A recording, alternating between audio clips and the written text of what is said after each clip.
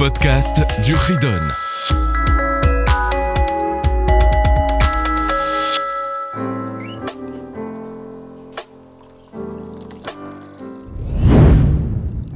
Bonjour, on se revoit pour le chapitre suivant, 197.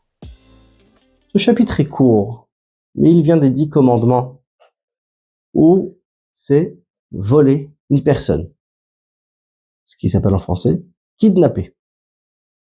En effet, quand la Torah dit dans les 10 commandements, parashat Yitro, lo tignov, si on regarde bien, c'est ne pas voler une personne.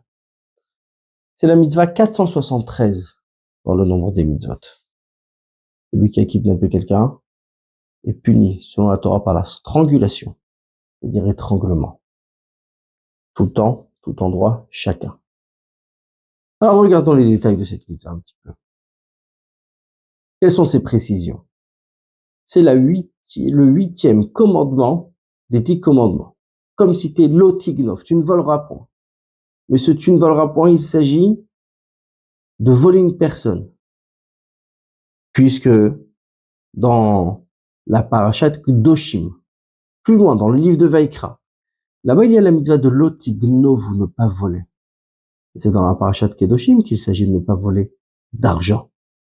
La Torah ne répétera jamais 2 fois la même interdiction. Donc lors des 10 commandements, la Torah nous demande, Hachem nous a demandé de ne pas kidnapper, voler une personne. Mais ce commandement est répété plusieurs fois. Pourquoi plusieurs fois? Puisqu'à chaque fois on ajoute un détail. Et de là, nos Chachamim nous apprennent 4 points, sont les 4 conditions. Si les 4 sont venus ensemble, c'est là où il a enfreint cette règle et est puni de cette strangulation. Premier point, il a volé un juif, kidnappé. 2, il a fait entrer chez lui par force. 3, il a utilisé, même si l'utilisation est minime, anodine, il s'est appuyé dessus. 4, il a vendu. Donc, s'il a fait ces 4 points sur une personne, c'est là où il sera coupable de la strangulation.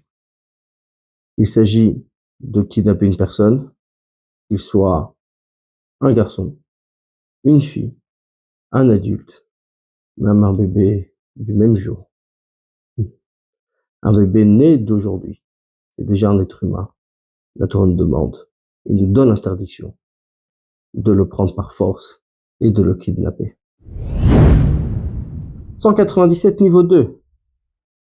Qu'est-ce qu'il nous faut savoir? En effet, dans ce kidnapping, il y a des petites choses en plus à savoir. Par exemple, il y a le principe de Tinok Shenishba. Tinok Shenishba, c'est cet enfant qui a été capturé quand il était encore petit, a grandi parmi les non-juifs, il ne connaît donc pas Torah et Mitzvot. Et ce n'est pas de sa faute, le pauvre, parce qu'il a été capturé. Donc un juif qui a grandi malheureusement dans un environnement qui n'est pas de Torah et de Mitzvot. Même si concrètement il n'a pas été pris en captivité, mais c'est une captivité spirituelle. Il n'a pas vécu dans cet environnement.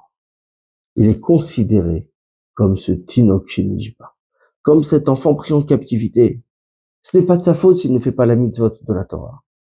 L'éducation qu'il a eue, l'environnement qui l'a entouré, c'est ça qui l'a amené à cette situation.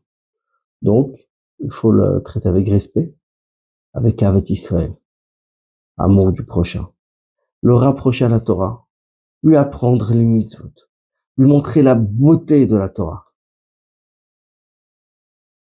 et essayer de les faire évoluer, mitzvah par mitzvah, réveiller le plus profond d'entre eux, c'est-à-dire ce qu'il a au plus profond de lui, le plus précieux, sa neshama, son âme, lui donner cette envie de s'attacher à Dieu, bien sûr, par la Torah et par la mitzvah.